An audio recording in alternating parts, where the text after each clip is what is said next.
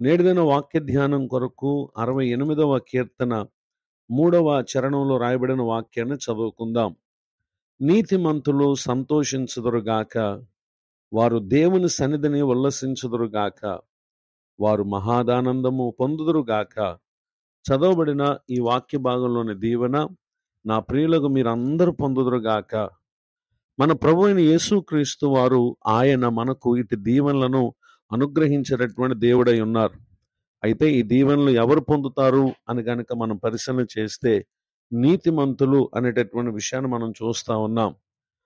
నీతిమంతులు అని అనగా ప్రభునందు విశ్వాసముంచి ఆయన అనుగ్రహించినటువంటి పాప క్షమాపణ ద్వారా, ఆయన చిందించినటువంటి తన రక్తం ద్వారా మనము నీతిమంతులంగా తీర్చబడుతున్నామని రోమాపత్రిక 3వ అధ్యాయము 22వ వచనం మొదలుకొని 26వ వచనం వరకు రాయబడినటువంటి వాక్య భాగంలో మనం చూడగలం. ఈ విధముగా చేయబడుట చేత ప్రతి వ్యక్తి భూమి మీద ఉన్నటువంటి వారందరూ కూడా నీతిమంతులుగా తీర్చబడగలరు. ఈ నీతిని పొందువారు ప్రభువులో, ప్రభు సన్నిధి ద్వారా పొందేటటువంటి ఈ దీవెనల మీద దృష్టి పెడతారు. అయితే అనేక మంది నీతిమంతులుగా ఉండుటకు బదులు భక్తిహీనులై దేవుని సన్నిధిని, దేవుని మందిరాన్ని ఏమాత్రము కూడా ముఖ్యమైనదిగా ఎంచుకోక ఇహలోకంలో తినుటకు, త్రాగుటకు, సంపాదించుటకు, ప్రయాసపడుటకు ప్రాధాన్యత ఇచ్చి వారు దేవుని సన్నిధిని అశ్రద్ధ చేస్తూ ఉన్నారు. అటువారి గురించి 68వ కీర్తన 2వ చరణంలో రాయబడినటువంటి వాక్య భాగం ఈ విధంగా సెలవిస్తా ఉంది. పొగ చెదరగొట్టబడినట్లు నీవు వారిని చెదరగొట్టుము, అగ్నికి మైనము కరుగునట్లు భక్తిహీనులు దేవుని సన్నిధికి కరిగి నశించుదురుగాక అని కూడా ఇక్కడ తెలియచేయటం మనం గమనించగలం.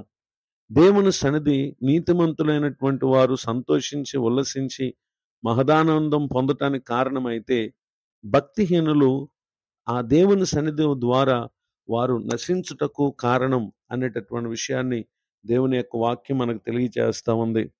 ఈ విషయాలను గురించి ప్రవక్త అయినటువంటి ఇర్మియా గారు కూడా తన మాటల్లో తెలియచేస్తూ ఏ విధముగా మాట్లాడుటను మనం గమనించగలం. ఇర్మియా గ్రంథము అనే పుస్తకాన్ని తెరిచి 12వ అధ్యాయము 3వ వచనం రాయబడినటువంటి వాక్యంలో, వధకు ఏర్పడిన గొర్రెలను వలె వారిని హతము చేయము, వధదినమునకు వారిని ప్రతిష్ఠించుము అని ఇక్కడ మాట్లాడుటను గమనించగలం. భక్తిహీనులు శరీరాశల మీద, లోకాశ మీద, ధనాశ మీద మనసు పెడతారు. అందులో వారు మేలు పొందగలమని, వృద్ధి పొందగలమని ఎంతో ప్రయాసపడతారు. కానీ దేవుని ఆశీర్వాదం వారికి లేని కారణం వారి శ్రమ, ప్రయాస అంతా కూడా వ్యర్థమైపోతూ ఉంటాయి.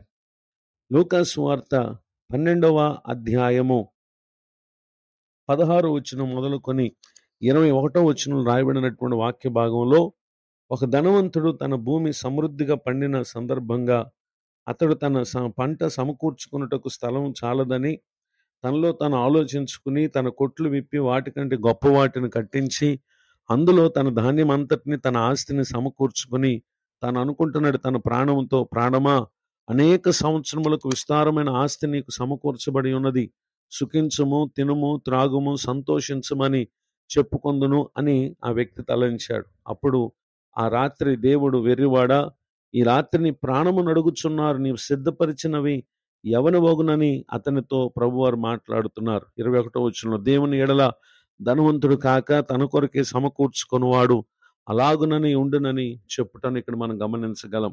నిజమే, ప్రభు సన్నిధికి ప్రాధాన్యత ఇవ్వక ప్రభుని ఎరుగని వారి వలె ఇహలోకానికి ప్రాధాన్యత ఇచ్చేటటువంటి వారి భవిష్యత్తు ఏ విధంగా ఉండబోతుందో ఈ దినం ప్రభు మనతో మాట్లాడుతూ ఉన్నారు. గనుక ప్రభు సన్నిధిని ఏమాత్రం కూడా అశ్రద్ధ చేయక దేవునికి ఇవ్వాల్సిన భాగాన్ని దేవునికి ఇచ్చి, మన సమయంలో, మన బలములో, ప్రతి విషయంలో నమ్మకంగా ఎప్పుడైతే ప్రభుతోటి చూస్తామో మిగిలిన మన జీవిత దినాలు ఆయన ఏది ఉన్నా లేకపోయినా మనము సమాధానంగా ఉండుటకు కారణమై ఉన్న సంతోషాన్ని, ఉల్లాసాన్ని, మహదానందాన్ని ప్రభు ఇస్తారు.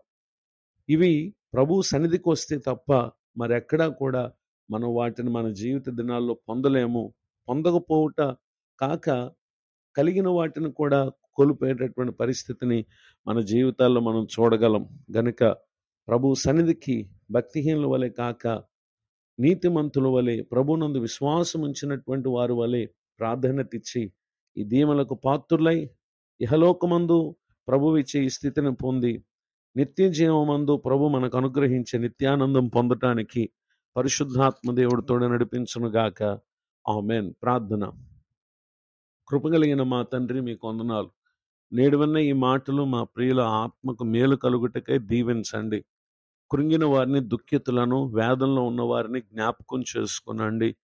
ఎక్కడెక్కడ భక్తిహీనముగా ప్రవర్తించి నశించుటకు కారణమైన స్థితిలో ఉన్నారో ప్రతి ఒక్కరి మనసులు మార్చి నీతిమంతులై తమ నీతిని కాపాడుకున్నట కొరకు మీ సన్నిధికి ప్రాధాన్యత ఇచ్చి దీవింపబడటానికి సహాయం చేయండి. దైవజనులను, వారి కుటుంబాన్ని, సేవా పరిచయం దీవించండి. మరి యొక్క నూతన సంవత్సర దయాకిరీటాన్ని దినం పొందినటువంటి వారిని ఆశీర్వదించండి. తమ ముందున్న సంవత్సరములన్నీ కృపాక్షేమలు అనుగ్రహించమని యేసుక్రీస్తు నామములో ప్రార్థిస్తున్నాను తండ్రి. ఆమేన్. తండ్రి, కుమార, పరిశుద్ధ ఆత్మదేవుడి తోడు నడిపించునుగాక. ఆమేన్.